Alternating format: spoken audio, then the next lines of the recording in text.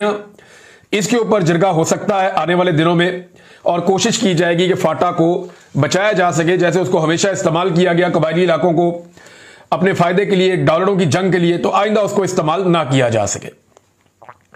Number 2, एक मामला बड़ा उठा हुआ है और पीएमएलएन को ना एक बात का बड़ा दुख है। देखिए, पीएमएलएन अभी उन्होंने पंजाब असेंबली में 26 अरकान को नाअहल करने की बात की, बड़ा उन्होंने रौला डाला उसके ऊपर। मलिक अहमद साहब बड़े एग्रेसिव होके वो प्रेस कॉन्फ्रेंसें कर रहे हैं, बड़ी उजलत में लग रहे हैं। ऐसा लगता है कि वो बदमजा हुए हैं, क्योंकि मरियम नवाज को राजी रखने के चक्कर में मलिक अहमद खान साहब ने नो बॉल कर दी है।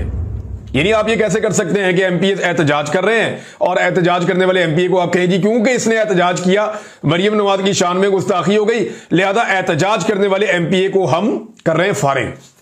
अब ये मेंबर असेंबली नहीं रहेगा, इसको नाअहल कर देंगे। हालांकि सारी जिंदगी पीएमएलएन ने एहतजाज ही किया है, पीपल्स पार्टी ने भी एहतजाज किया है, एमक्यूएम ने भी एहतजाज किया है, पीटीआई ने भी एहतजाज किया है। ये कौन सी कोई नई चीज हो रही है? बजट के मौके पर तो बड़ा बड़ा खौफनाक एहतजाज होता है, ये तो कुछ भी नहीं है, मछली मंडी बन जाता है ऐवान। और बहुत सारी हाथापाई की लड़ाइयां जो है वो रिपोर्ट हुई हैं, यहां तो हाथापाई भी कोई नहीं हुई।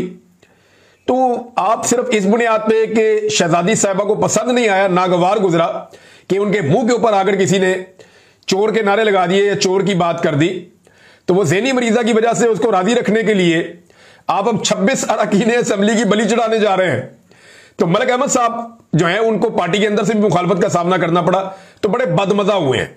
अब वो जस्टिफिकेशन दे रहे हैं इस बात की कि मैंने क्यों इनको नाअहल करवाने का फैसला किया।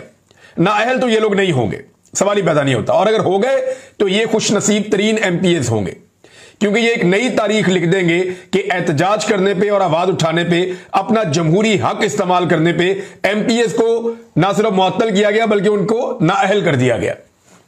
इनका तो बड़ा फायदा हो जाएगा सियासी, इन्हीं के खानदान आइंदा इलेक्शन जीतेंगे, कोई और नहीं जीतेगा, क्योंकि इन्होंने वहां पे आवाम के लिए, आवाम के दुख के लिए आवाज उठाई थी, और जो आवाम पे बम मारा गया बजट का, उसके खिलाफ ये लोग बुरे थे।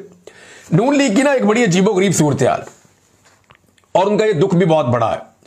नून लीग को जिसने मारा पिछले चंद सालों में, नून लीग उसी की गोद में बैठी है और नाम भी नहीं ले सकती। हैरत की बात है ना, कैसी अजीबोगरीब सिचुएशन है। नून लीग को मारा था मिलिट्री एस्टेब्लिशमेंट ने, मारा भी ठीक था, ये बहुत सारे सवालों के आज तक जवाब नहीं दे सके।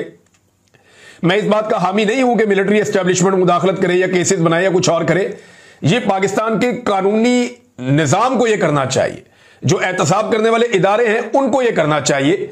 फौज को इससे दूर रहना चाहिए, चाहे कोई करप्ट है या नहीं है, फौज का इससे कोई लेना देना नहीं है।